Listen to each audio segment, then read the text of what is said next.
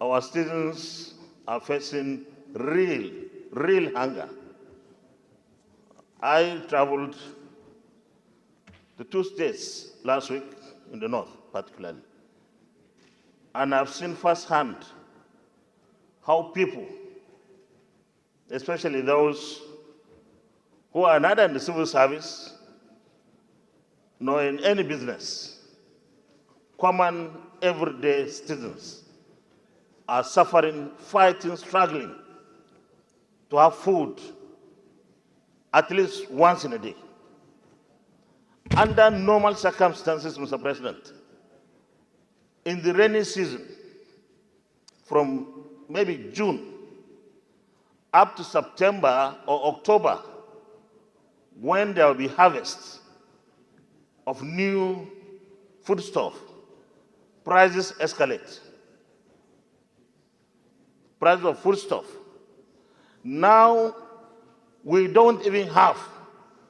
That's the truth.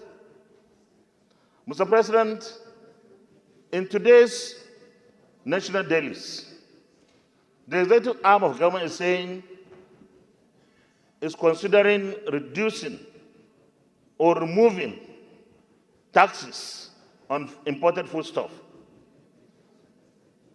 Mr. President, here's the catch. This Senate must engage the executive immediately. What are the issues? Which taxes are they talking about?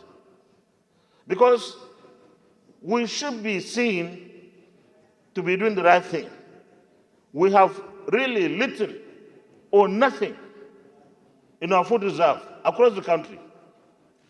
And nobody should come and tell us they will distribute foodstuff from our silos. The silos are empty, Mr. President. So it means we have to import food. And if we have to import, it means we need foreign exchange. And that is scarce. We have to engage with administration. We have to help the administration. Mr. President, we are the most vulnerable in the leadership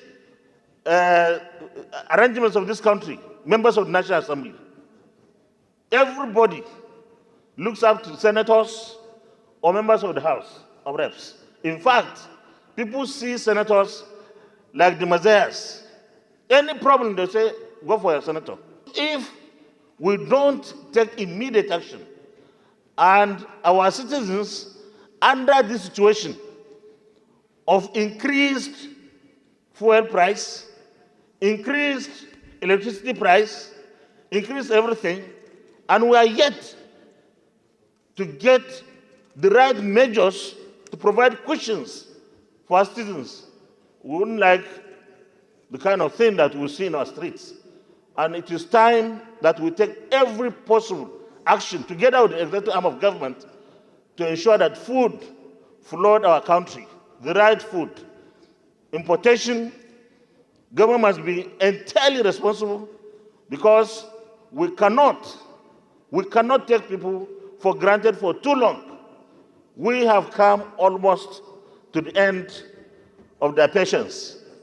And I think the elasticity is now going to snap if we are not careful.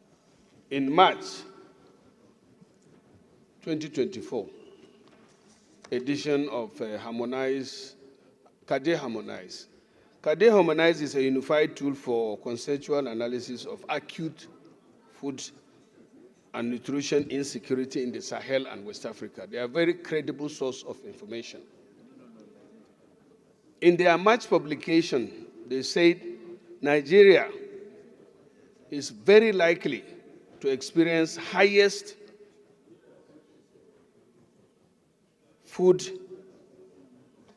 session of food insecurity, even though globally, but most severely. Currently, there are 4 countries, including Sudan and some others, that are facing very serious food insecurity. And Nigeria is added to this list this year by International Rescue Committee as one of the hotspots for food insecurity. Action Against Hunger, World Food Program, FOA, also indicated that over 32 million people are expected to face critical hunger crisis and emerging level between June and August.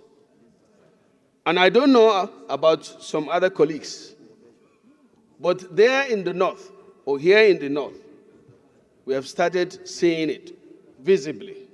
People are hungry, very, very hungry. Many cannot go to their farms. All of us know this. In the north central, the northeast, and the northwest. Even in southeast, we still have crisis among the farmers and herdsmen. Even in southwest, we still have this crisis. As it is now, a bag of rice is selling at about 100,000. A bag of maize, the same thing. Even prices of tomatoes, onions, and other basic food is high. Distinguished colleagues, as representatives of the people, we need to do something, or at least say something. That's why I co-sponsored this motion, and I believe all of us here are concerned because we are talking to one another. Let's do something. The prayers of the motion is quite clear.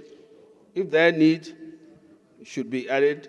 And because we have other motions to take on, I'm suggesting that we look at this and go to the prayers. Support the motion wholeheartedly, go to the prayers, add what we need to add, and emphasize that this issue of food crisis should be taken more seriously, because this is the first time Nigeria is being included in countries that are likely to face very, very serious food crisis. Effort made by the current Federal Executive to arrest the consistent increase in food inflation have not yielded the desired result. There is need to be more pragmatic about addressing food insecurity, curbing other farmer crises, kidnapping for ransom and terrorism, and ensure the development of a viable national commodity board to regulate the prices of grains and ensure the elimination of artificial contribution to food and commodity inflation in Nigeria. This bill was enacted in 2015 against the backdrop of the rising cases of violence, especially domestic violence against women. The initial bill sought protection for women from male domination violence. In the face of opposition to its obvious gender-biased nature, the promoters renamed it, tinkered with some of its provisions, introduced seemingly gender-neutral language, and successfully obtained its passage. Its explanatory memorandum states that it prohibits all forms of violence against persons in private and public life, and provides protection and remedies for victims and punishment of offenders. Upon close scrutiny of the Act, it becomes obvious that it contains provisions that are inimical to the realization of its objectives.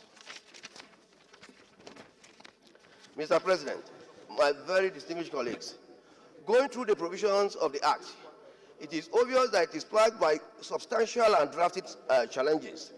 This underscores the necessity for a holistic reform of the Act to bring the provisions in line with the realities of societal change and drafting standards to effective dispensation of justice. Well, for me, I'm saying that this is an emergency. The food situation is an emergency. We must help our people. And part of it is also to make sure it's not just providing food today, it's being able to plant to make sure that latest October, November, we have excess food in the market. Because Nigerians must feed. Everybody's concerned. The primary role of government is to ensure the welfare and security of the citizens. And that is the reason why we are here. We must take emergency steps. The government is doing its best by ensuring that any food item that enters the country, zero levy, in order to make sure that people have food. And then, of course, the distribution of these fertilizers across is to enhance production, at least within this period, because after this, they will be useless.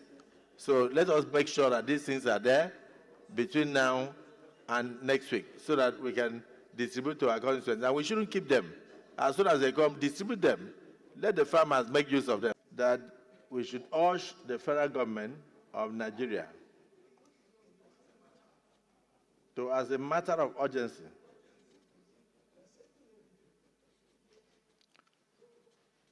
take measures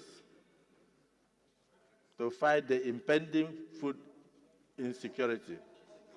Outline measures to combat the situation, and thereafter address the Nigerian people on steps taken. Address the Nigerian people on steps taken to ameliorate the situation. No. Distinguished colleagues, a bill for an act to establish chartered out-of-home media practitioners of Nigeria and for other related matters 2024. Second reading taken. This bill is now committed to the Committee on Establishment and Public Service Matters to report back in 6 weeks. Colleagues, it's unfortunate that the fertilizer distribution had to be delayed, but I have at every point in time briefed the Senate President on the current status of what has been happening. We had hitches from the NSA's office. They stopped every truck of fertilizer from moving out because of the security implication. They had to certify clear before they will allow the trucks to move out. And as of today, I just showed the Senate President, the trucks are being loaded. They will be moved to the various states. So I want us to exercise patience again.